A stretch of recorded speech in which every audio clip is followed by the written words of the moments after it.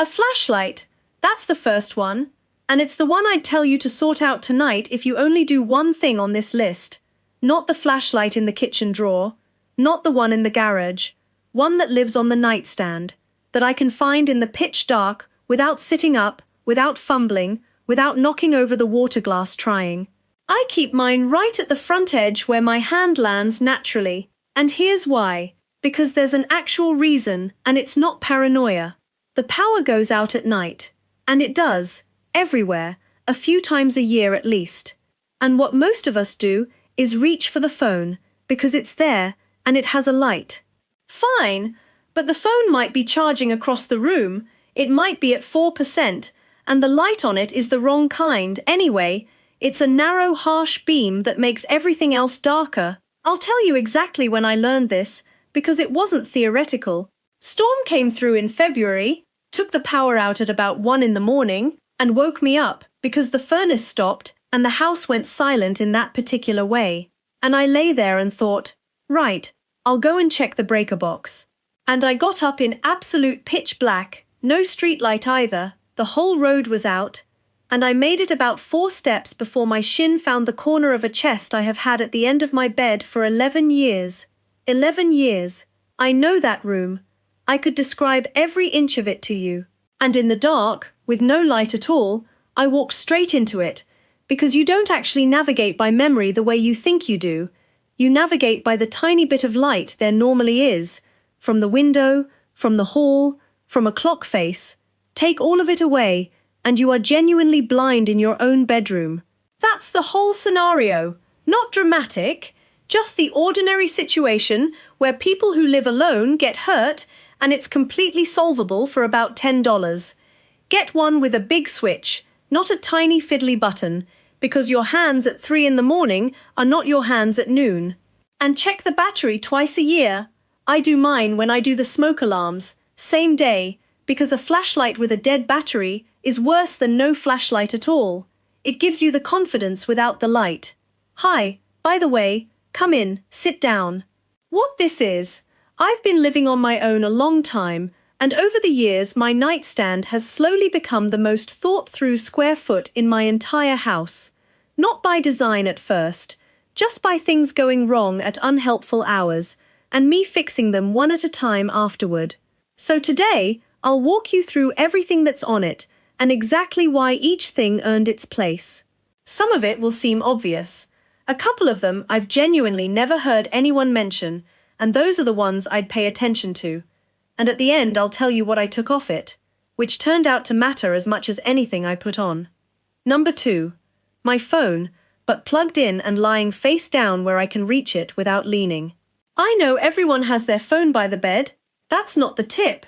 The tip is where and how, because I got this wrong for years. Mine used to charge on the dresser across the room. And that sounds virtuous, doesn't it? Better sleep, no scrolling at midnight. All the advice says put it away from the bed. I read that somewhere and did it for about 3 years. And what it actually meant was that if anything happened in the night, my phone was a walk away, in the dark, across the room with the chest in it. So now it charges on the nightstand, and here's how, because the details matter. Face down, which sorts out the light problem entirely. No glow, no notifications lighting up the ceiling at 2 a.m. And a short cable, deliberately, because a long one slithers off the back of the table, and then you're leaning over the side of the bed at midnight, fishing around on the floor for it, which is exactly the kind of small, ridiculous maneuver that goes wrong. And I keep it in the same position every night, same corner, same orientation, so my hand goes out and it's there, without me opening my eyes properly. I've woken up needing that phone more than once, a smoke alarm chirping, and needing to look up what the pattern meant. A noise outside that turned out to be a raccoon in the bins, but didn't sound like one at the time. Once a neighbor ringing at midnight because her husband had been taken ill, and she needed someone to sit with the dog. Every single time, I was glad it was 8 inches away, and not 8 feet. And while we're here, do the thing where your phone can be dialed for emergency services without unlocking, and where your medical information is on the lock screen.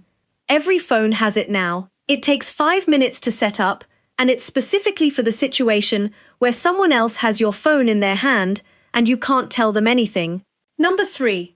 A glass of water with a lid on it. The water isn't the clever part. Everyone keeps water. It's the lid, a travel mug, or one of those bottles with a screw cap, or even a jar with a lid on it. Anything that means when I knock it over, and I do knock it over, I am not up at 2 in the morning stripping a wet bed, which I have done, twice, and the second time I finally thought, this is a solved problem, why am I still having it? And there's a second reason, which is about medication and dry mouth. A lot of us take something at night, and a lot of us wake up parched. That just happens more as you get older. It's not a complaint, it's a fact. Having water right there means you don't get up.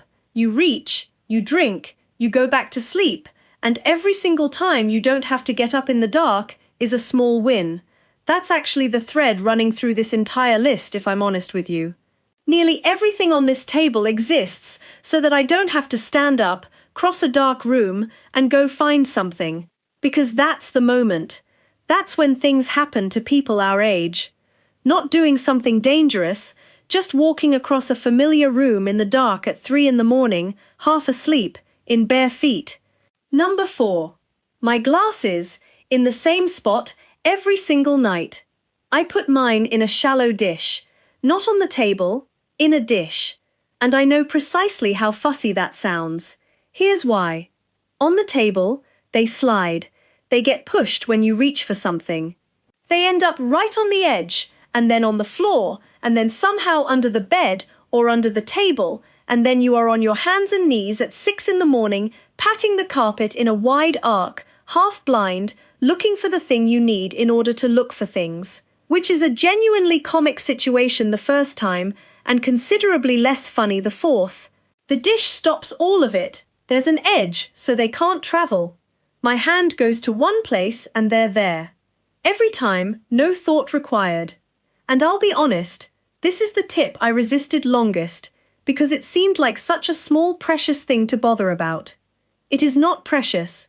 It saves me roughly one small aggravation a week, and small aggravations are precisely what wear you down when there's nobody else in the house to say, they're right here, on the table, where you left them. Anything else you genuinely can't function without goes in that dish. Hearing aids if you wear them. A watch if you're the sort who wants to know the time. The principle is the same. One landing spot, edges on it, same place forever. Number 5. A list of phone numbers. On paper. Now, people push back on this one, and I understand why. It's all in the phone. Why on earth write it down? Here's why. Because the day you need it might well be the day the phone is dead, or lost, or you've dropped it and the screen's gone, or, and this is the one that actually happened to a friend of mine, and it's the reason I made mine, somebody else is in your house trying to help you, and they cannot get into your phone. Her name's Margaret.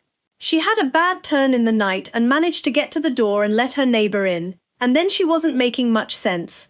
And the neighbor, this poor woman, is standing in a house she barely knows, holding a locked phone, trying to work out who on earth to call. She rang emergency services. Obviously, that part was fine. But nobody in Margaret's family knew for 6 hours. 6 hours. Because the information was all in a device nobody could open. So mine is one index card. My doctor. My closest neighbor. The one family member who'd want to know, with a note saying she has a key. And my plumber, because a burst pipe at midnight is a real thing that happens, and it's the one household disaster that genuinely can't wait until morning. 5 lines, handwritten, taped inside the nightstand drawer, where the lid of the drawer holds it flat. Took me 4 minutes to make, and I'll tell you the honest reason it's worth those 4 minutes. It isn't really the information, it's that I no longer lie awake occasionally thinking if something happened, nobody would know who to ring. That thought used to visit me now and then, usually at about 2 in the morning, and it doesn't anymore. Handled, written down, move on, keep it current, mind. Mine's out of date at the moment because my doctor's practice moved, and I'm telling you that so you know I'm not running a perfect system here. I'll do it this weekend. Number 6. Something to keep me warm that I don't have to get up for. A folded throw. Mine lives over the arm of the little chair beside the bed, well within reach without standing up. Because I get cold in the night, the house temperature drops, or I've kicked the covers off, or it's just one of those nights where you can't get warm, and the old me would lie there running this ridiculous calculation: am I cold enough to get up, cross the room, find the spare blanket in the cupboard and come back? Which is an absurd thing to be weighing up at 3 in the morning, and which usually ended with me lying there cold and irritable for another 40 minutes, and then getting up anyway. Now I just reach out, and there's one. That's the whole tip. It cost nothing, it was already in the house, I just moved it 4 feet. But there's something underneath it that I think matters more than the blanket. When you live alone, nobody notices you're cold and hands you something. Nobody says, "You're shivering, here." Every single thing you need in the night, you have either put within reach, or you are getting up for. That's just the arithmetic of it. And once I understood that properly, I started doing it deliberately, going round in the evening asking myself what my 3 in the morning self might need, and putting it where she can reach it. It's the same idea as filling the kettle before bed, really. It's evening me looking after night me, because there's nobody else on the roster. And number 7. Nothing else. I mean it. This is the last one, and it might genuinely be the most useful thing I'll say. My nightstand holds those 6 things, and nothing else. And getting there took real effort, because a nightstand collects. It's the natural resting place for everything you're holding when you go to bed. Mine, at its worst, had 3 books I wasn't reading, a stack of mail, 2 half-used tubes of hand cream, a bowl of assorted odds and ends, a dead plant, 4 pens, and a mug I'd been meaning to take downstairs for about a fortnight. And here's why that matters far more than tidiness. Every single thing on that table is there so I can find it in the dark without looking. That only works if there's almost nothing there. Add a stack of magazines and a bowl of clutter, and now you're feeling around, sliding things, knocking the mug into the water glass. You have actually made yourself more likely to have a problem than if the table were completely empty. The clear surface isn't tidiness.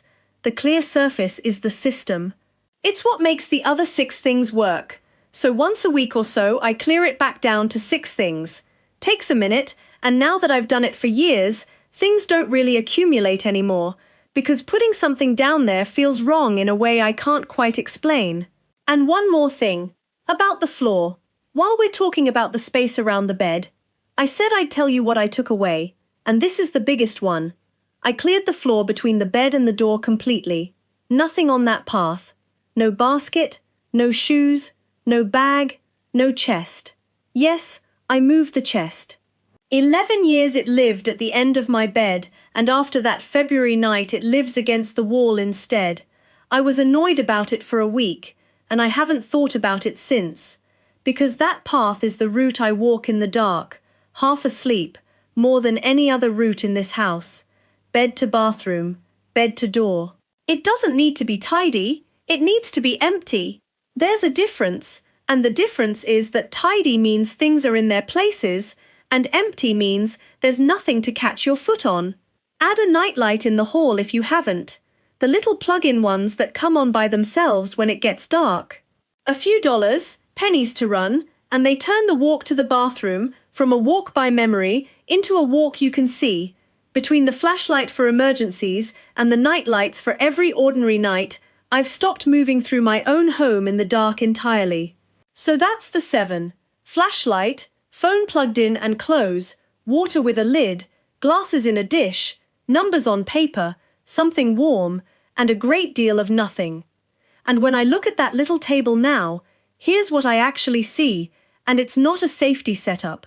Every single one of those things is there because at some point, something went slightly wrong at an hour when I was half asleep and by myself. The flashlight is the storm. The lid is the wet bed, twice. The dish is the crawling around on the carpet. The index card is Margaret. The blanket is all those nights lying there cold, doing arithmetic. That's how the list got built. Not by foresight, by repair, And I think that's the honest truth about living alone well, more broadly than nightstands. It isn't that you foresee everything, or that you're some tremendously organized person who has thought it all through. Nobody's that. It's that when something small goes wrong, you take the 2 minutes afterward to make sure it can't go wrong the same way twice. That's the whole discipline, and it's a very small one. Do that for a few years, and you end up living in a house that quietly looks after you. And you won't be able to point to the day it happened. Now, I really want to hear yours, because I know a fair few of you have been at this considerably longer than I have. What's on your nightstand that you'd never give up? Or better, what did you add after something happened? Those are the ones I want, the ones with a story attached, because those are the tips that are actually worth something. Put them in the comments. Somebody reading tonight is going to go and set theirs up properly because of what you wrote, and that is genuinely the whole point of this. And if you like this kind of practical, honest talk about living on your own, you're very welcome here. Give it a like, subscribe if you'd like to stay, and I'll see you next time. Until then, take good care of yourself. Bye for now.